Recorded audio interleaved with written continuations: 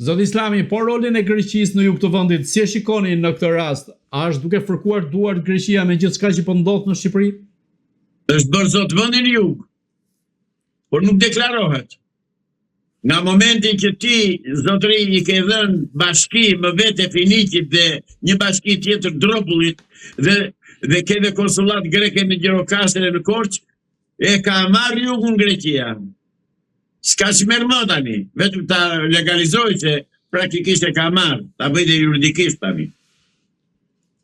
Zoti Islami, po sa i përket të kryebashkiakëve të cilët kanë kundërshtuar Edi Ramën në një takim që zhvillua në Kuç të Vlorës, a mendoni se në këtë rast Edi Rama mund të rrëzohet nga brenda apo kjo është thjesht një shkëndijë që nuk mund të ketë rezultat?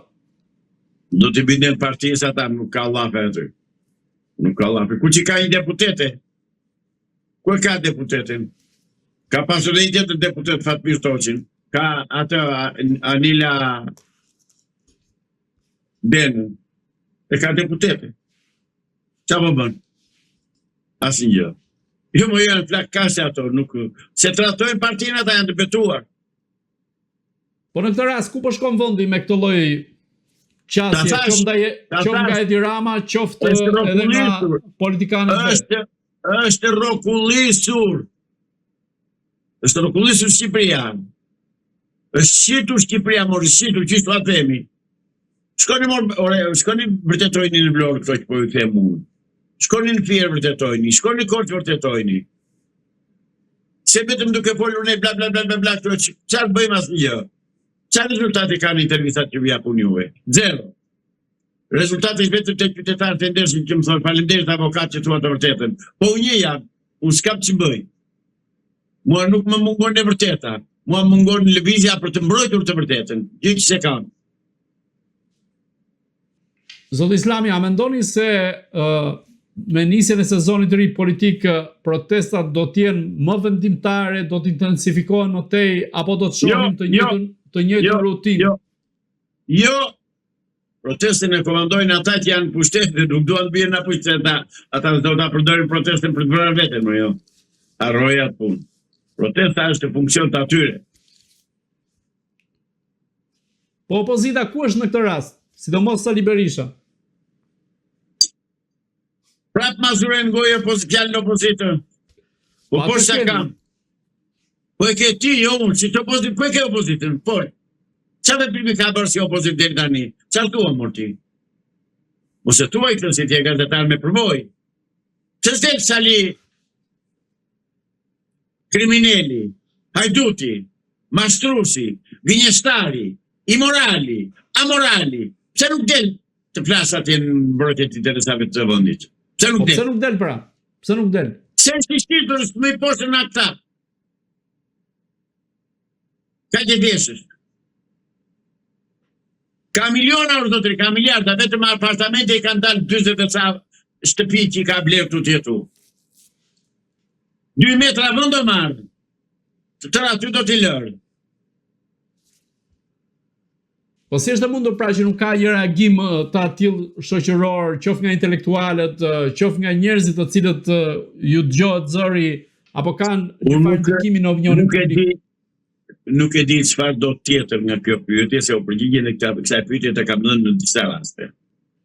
Tani çka kam mbetur pa dhënë përgjigje? Më ndihmo që ta jap unë përgjigje.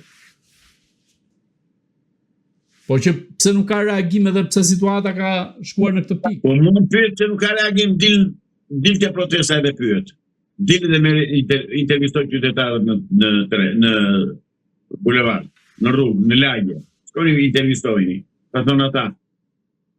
S'kam vetëm njeri, mo kush ta kundërshtoi, ata që duhet ta kundërshtonin erdhen 5 ditë, a 2 ditë sërën ata të diasporës, bën një xhiro këtu, hëngër dhe në një rrugë të mirë, edhe ikin edhe ka që tjesës.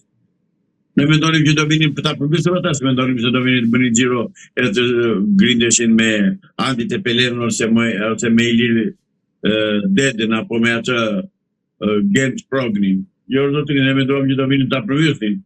Ama pa ashtu për xhiro, ne xhiro për ditë aty i ke xhiro i ke. Më 20 gusht pritet që të vi një grup nga diaspora. Në këtë rast a mendoni se do të ketë një tjetër qasje protesta, një tjetër rrjedh, apo do të jetë e njëjta? Jo, e njëjta. Do jetë e njëjta. Do jetë e njëjta. Zoti Islami, çfarë ndodh nëse kalon në kuvend ligji për shitjen e tokave bujqësore tek të huajt?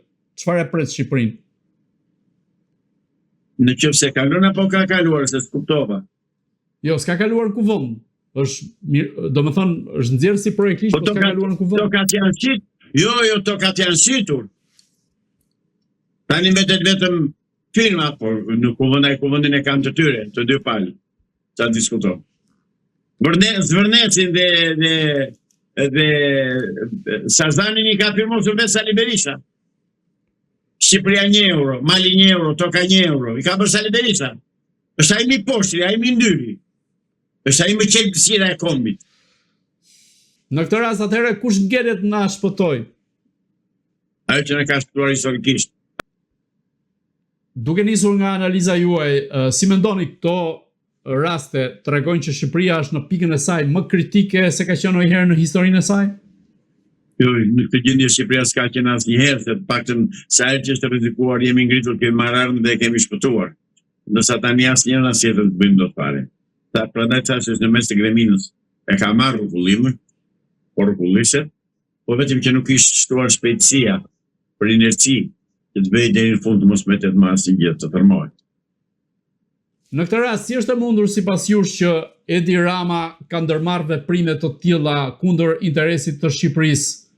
Kërkon të shpëtojë lëkurën e tij, kërkon që të shpëtojë dhe njerëzit rreth tij, apo ka një faktor tjetër në këtë rast? Është i zgjidhur, është i sqaruar problemi, më zotëri. Edi Rama i shpëtuar, s'ka problem vet ai. Ai rri aty tani që të përfundojë shitjen e Shqipërisë, pra të rri tani ai aty. Të jap me letra, me dokument, me tapi, tokat të huajve Shqipërinë, të jap të huajt. Ky është objektivi i tij. Dhe i lobit që fut në Amerikë, dhe i lobit grek në Amerikë, dhe i aleancës që fut e Qipriote greke. Ky është o zotëri. Ai pra të rri aty të mbaroj detyrat që i kanë mërë ata, nuk rri për Shqipërinë as e ka frikë, se vetë se gjendja ato do marrë helikopterin do ikin në Izrael. Ju si e parashikoni fundin e Edi Ramës? Happy end në Izrael. Po ku e bazoni gjë të tillë? Të veprimet që bëndet e mbështetje që ka, dhe të letargjia që i ka zënë shqiptarë që nuk po shohin se të po bëjnë. Aty e bazoj. Dhe këtë s'ma kundërshton dot kurkush. Zoti Islami, unë ju falenderoj që ishit në Agora News. Edhe unë të falenderoj për ftesën, por lodhemi kot. Kam humbur çdo lloj shprese, sepse shikoj që shqiptarët nuk reagojnë. Megjithatë unë të falenderoj për ftesën, do flasim prapë, nëse do ketë gjëra të reja. Faleminderit sërish. Të dashur shikues, bashkë do shihemi në intervista të tjera, por mos harroni të bëni subscribe në kanalin tonë në YouTube.